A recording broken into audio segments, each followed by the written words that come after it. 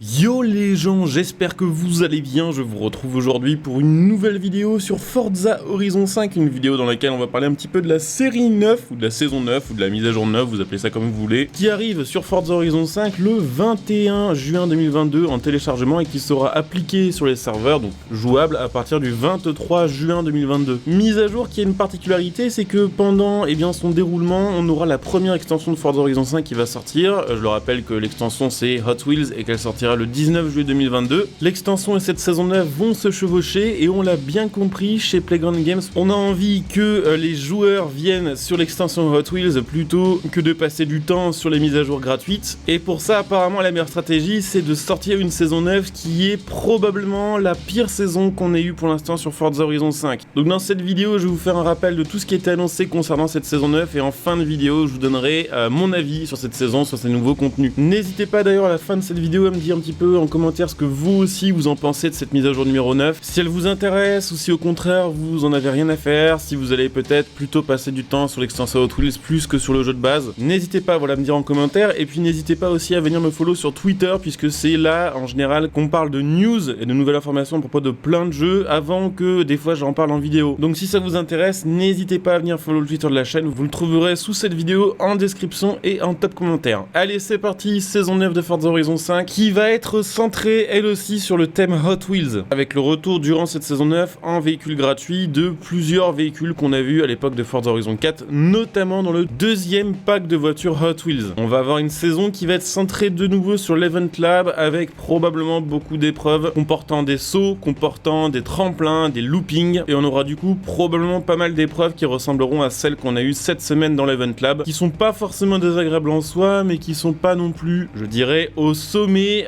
de ce qu'on peut s'attendre à trouver pour jouer en multijoueur avec ses potes sur Forza Horizon 5. Je le disais, il y aura des nouvelles voitures, on en parlera un petit peu plus tard dans cette vidéo, mais il y a quand même quelques petites nouveautés et features que je voulais aborder avant de parler des voitures. Déjà, on va parler un petit peu graphisme, puisque à partir de la saison 9 de Forza Horizon 5, sur PC, on pourra choisir une nouvelle forme d'anti-aliasing qui sera le TAA, qui viendra s'ajouter aux options déjà existantes sur le jeu, comme le MSAA. Le but du TA ne sera pas d'améliorer le rendu graphique du jeu, puisque le TA en fait marche moins bien que du MSAA qu'on a déjà sur Forza Horizon 5, mais aura pour but de proposer aux joueurs qui ont une config PC un petit peu vieillissante ou un petit peu intermédiaire de pouvoir jouer justement avec de l'anti-crénelage activé sans perdre trop en fluidité et trop en images par seconde. Si vous êtes comme moi, que vous jouez déjà au jeu en ultra extrême avec tous les graphismes à fond, vous aurez pas, on va dire, une nouvelle option vous permettant de jouer au jeu dans de meilleure qualité. Par contre, si avant c'était un peu limite sur votre PC pour activer le MSAA et que sans vous trouvez que le jeu alias trop, grâce au TA, vous aurez une nouvelle alternative pour avoir un jeu un peu plus beau graphiquement que ce que vous aviez avant. S'il y a des connaisseurs parmi vous, je pense que vous comprendrez que c'est assez bizarre d'avoir appliqué du TA sur Forza Horizon 5, puisqu'en général, le TA n'est clairement pas l'ami des jeux sur lesquels vous avez des mouvements rapides. Or, un jeu de course, c'est pile poil la définition d'un jeu où vous avez des mouvements rapides, puisque vous êtes tout le temps en mouvement, tout le temps en train de rouler plus ou moins vite. Le gros avantage, c'est que ça consomme quasiment rien en ressources supplémentaires. Deuxième nouvelle fonctionnalité pour cette saison 9 de Forza Horizon 5, vous aurez maintenant la possibilité de faire les stories en coop, donc avec des potes à vous en multijoueur, ce qui n'était pas possible avant et ce qui, je trouve, n'est pas spécialement intéressant, puisqu'en général en story le but c'est de faire les 3 étoiles, qu'en général en multi on est moins efficace puisque on va se gêner, on va se bloquer, parfois on va se troller. Alors ne voyez pas ça comme une manière de terminer plus facilement vos stories en 3 étoiles, voyez plus ça comme une nouvelle manière de les jouer et de faire les cons avec vos potes en story, ce qui sera d'ailleurs déjà pas mal. Donc ça, on va dire que c'était les gros ajouts en termes de fonctionnalité de cette mise à jour numéro 9. Je vais vous rajouter quand même une autre petite fonctionnalité qui va être bien pratique, ça va être la possibilité dans le tri des voitures d'afficher uniquement les duplicates, donc en gros les doublons, c'est-à-dire que si vous cochez cette option, ça vous affichera dans votre garage uniquement les voitures que vous avez en double, ce qui vous aidera à faire le tri pour soit vendre celles que vous avez déjà, soit les supprimer de votre garage, soit faire différentes settings sur un même modèle. Bref, on va parler maintenant des voitures, puisqu'on a eu évidemment la liste des véhicules qui vont arriver pendant cette mise à jour. Alors on va faire saison par saison, on va parler uniquement des nouvelles voitures, le reste de toute façon vous le verrez de votre côté en jouant au jeu, mais je vous le disais, saison qui va être aussi basée sur le thème Hot Wheels, puisque la première semaine à 20 points, on aura le retour de la Two Jets, qui est une voiture Hot Wheels, on va dire typée un peu buggy F1, futuriste. On avait eu dans Forza Horizon 4 via le Car Pack Hot Wheels qui était sorti à la fin du jeu. Gros avantage de cette voiture étant le fait qu'elle a le même moteur qu'une Toyota Supra, donc un 2JZ, et qu'elle était très puissante et qu'elle avait une très bonne accélération. À part ça, je suis pas trop fan du design et il me semble dans mes souvenirs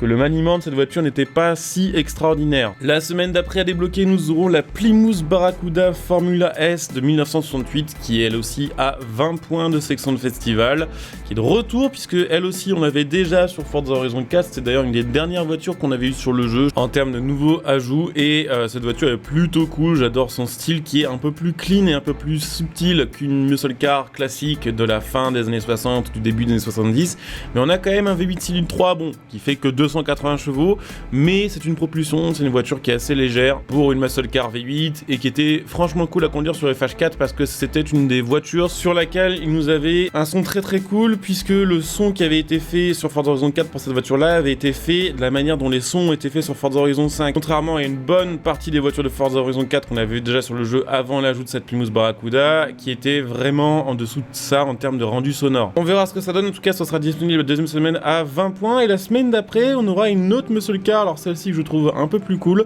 ce sera la Dodge Coronet en version Super B qui sera elle aussi à 20 points qui est une Dodge Coronet en version plus, un petit peu l'équivalent d'un pack RT. Ça fait 425 chevaux grâce à un gros moteur V8 Atmo de 7 litres avec un design plutôt cool. Par contre elle aussi c'est un retour de Forza, c'est d'ailleurs le premier Forza Horizon sur lequel on aura cette voiture là, mais on l'a eu sur Motorsport 4, 5, 6 et 7. Et pour terminer on aura en dernier véhicule de cette saison à gagner, toujours à 20 points, la Nash Metropolitan Hot Wheels, qui est une voiture que je trouve vraiment pas très jolie, qu'on avait eu elle aussi sur Horizon 4 avec le pack de voitures Hot Wheels numéro 2. Bon, c'est un V8 5 litres, ça fait 350 chevaux, il me semble qu'elle était bien pour drifter, mais j'avais trouvé le design vraiment pas top et le maniement vraiment pas très cool non plus, donc là je me suis pas trop chauffé pour cette voiture là. Du côté des voitures DLC, on aura les 3 dernières voitures du Car Pass qui sont ajoutées durant cette saison 9. Tout d'abord l'Aston Martin DBX qui sera rajouté sur le jeu, qui est un SUV Aston, qui a un moteur d'origine Mercedes, si je dis pas de bêtises, un V8 4 litres biturbo qui sort 540 chevaux, avec globalement une silhouette de Cayenne un peu modifiée. Bon, je suis pas archi fan, mais ça reste un véhicule qui à mon avis était demandé, un véhicule qui je pense trouvera sa place. C'est d'ailleurs le premier SUV qui est ajouté sur Forza Horizon 5 depuis sa sortie. La semaine d'après on aura la Lexus RCF en version Track Edition, qui est tout simplement une RCF retravaillée avec un nouvel intérieur, nouveau kit carrosserie et surtout nouvelle performance puisque le V8 5 litres qu'on a dessus sort quand même 470 chevaux en propulsion aussi. Elle a l'air de faire un son plutôt cool et elle a l'air d'avoir vraiment une bonne gueule celle-ci. Donc même si certains vont encore se plaindre et dire que c'est pas une nouvelle voiture, que c'est juste une nouvelle version d'un véhicule qu'on a déjà sur le jeu, bah dites-vous bien que oui c'est le cas, mais qu'entre une RCF normale et une RCF Track Edition il y a quand même beaucoup de modifications même si la silhouette reste la même, et que la RCF classique c'est plutôt une GT alors que ça en version Track Edition c'est limite une caisse de track day en fait. Et pour terminer ce Car Pass on aura la Nissan Nismo 370Z, voilà, deuxième Nismo ajoutée sur le jeu après la GTR Nismo, la 370Z Nismo avec son V6 3,7 litres et ses 350 chevaux ainsi que son kit carrosserie. Donc 3 voitures plutôt assez intéressantes mais qui je pense seront pas intéressantes pour les mêmes cibles, mais au moins on ne termine pas le Car Pass sur des nouvelles voitures téléchargeables de la marque Hot Wheels. Donc je vais passer maintenant un petit peu à la partie avis. Je trouve que cette saison 9 est une saison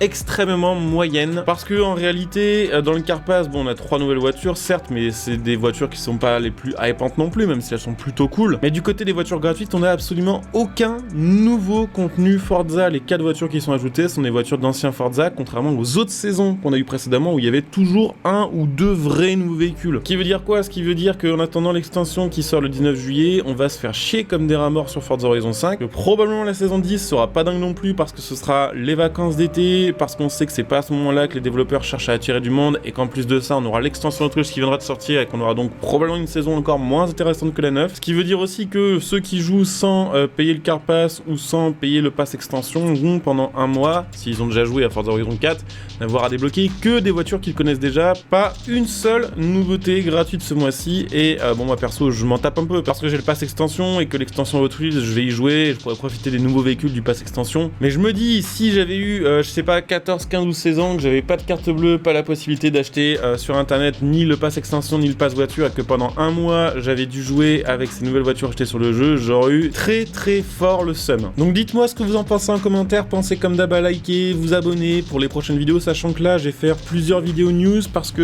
pendant le live de Forza Horizon 5 il y a eu aussi des infos sur l'extension Hot Wheels et également des infos nouvelles sur Motorsport 8, et à côté de ça j'aimerais bien faire une vidéo débrief sur le Car Pass parce que maintenant qu'il va être terminé terminé, on peut enfin donner son avis dessus. Donc si ce type de contenu vous intéresse, pensez voilà, à vous abonner, pensez à venir follow la chaîne sur Twitch pour les prochains lives. Comme d'hab, la chaîne Twitch est en description et en top commentaire, donc n'hésitez pas à follow. Si vous avez Amazon Prime, pensez que vous pouvez soutenir ma chaîne gratuitement en utilisant votre Twitch Prime sur ma chaîne Twitch, qui vous permettra de profiter de plein de petits bonus. En soutenant ma chaîne gratuitement par la même occasion, vous pouvez aussi soutenir ma chaîne gratuitement en faisant vos achats à prix réduit en utilisant mon lien Instant Gaming pour acheter vos jeux, votre carte d'abonnement et mon lien matal.net pour acheter vos configs PC et vos périphériques. Les liens sont pareils en dessous, en description et en top commentaire. Et puis vous pouvez aussi, ça vous tente, devenir un soutien via le bouton rejoindre sous cette vidéo pour du soutien à long terme et pour profiter aussi de plein de petits bonus. Donc je coupe ici, je vous dis à très bientôt. Bonjour à tous, ciao.